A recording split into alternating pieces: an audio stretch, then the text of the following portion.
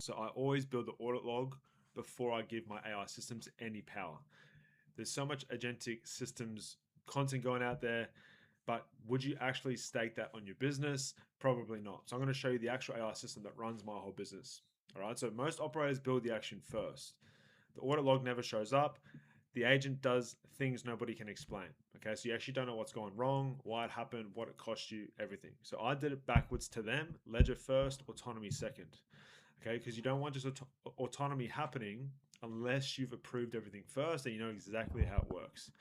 So this is the 4-layer loop. The sensors decides, gates, records in that order every single tick. So it reads the state, ingests live businesses data before anything else moves, decides, produces a grounded intent, no action yet. Policy, it has a whitelist gate, so every intent is checked. Anything not listed is blocked. Then it writes it down. So decisions recorded before the action fires. Then you can execute. So only what's past the gate, nothing else. Once you do that over and over again, then you can have an autonomous system because it runs with this same 4-layer loop. Runs on every scheduled tick. So this is my voice command or my CEO agents. It now knows how to run. So why this matters is because a rogue agent is just an agent nobody ordered on the way in. If you can't read what it decided, you cannot trust what it did or what it's going to do.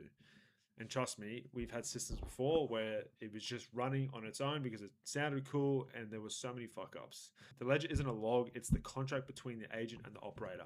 So when the first tick fired, nothing acted, everything was written down. 3 grounded intents produced by Opus. Policy gate evaluated all 3, so the shadow mode held. Ledger recorded every split, allowed versus blocked. Policy split correct on the first run.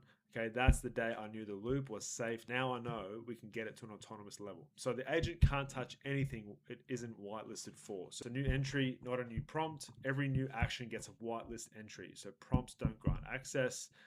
Constraint makes it auditable. You can read the whitelist. You can read what matched. That's it. All right. Gate before autonomy. So this gives you the control. So scope creep is a whitelist problem, not an AI problem. Otherwise, you're not going to have a good system here. So before it decides, it recalls. After it acts, it writes. Pulls past ticks. Reason with history when it decides. So Opus reasons against real past behavior, not a blank slate. Then it can execute.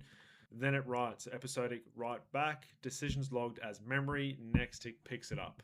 And then you've got the memory outage. So brain down means cold decision, not a crash. Recalls, it fails soft, degrades gracefully.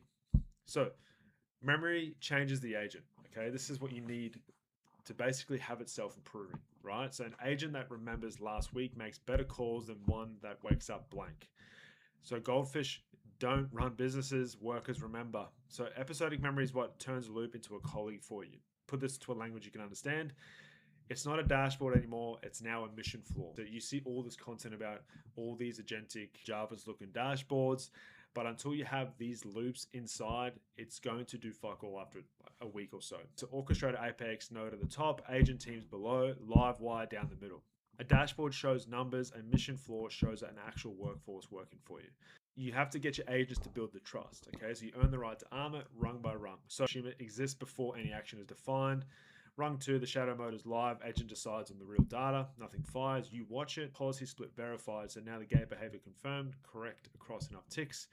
Now it is, you've seen it behave. Now you can let it act. This is where you get it to be at an autonomous level. Otherwise, like I said, it's going to start doing the wrong things for you. So real intents, real data, nothing fired until the gate said so, okay?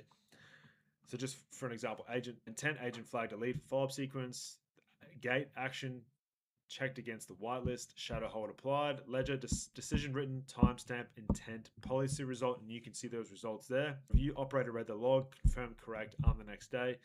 That is the pattern, so you can watch it, decide before you let it do. Right, 3 moves, do them in order. Steal this pattern, okay? Write the ledger schema first. Before you write a single action, schema is the contract.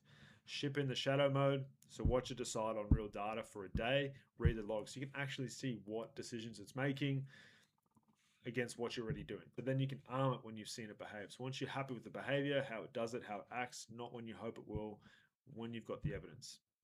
So ledger first, then autonomy.